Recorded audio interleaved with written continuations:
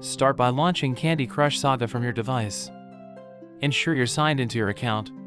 Navigate to the settings menu using the gear icon. It's usually found in the top corner of the screen. Select the account or payments option. This is where you manage your finances within the game. Look for the withdraw option. It should be clearly visible among other financial options available.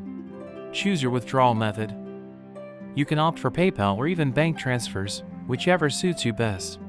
After confirming your choice, follow the on-screen prompts to complete your withdrawal. You're done! Check your email for confirmation.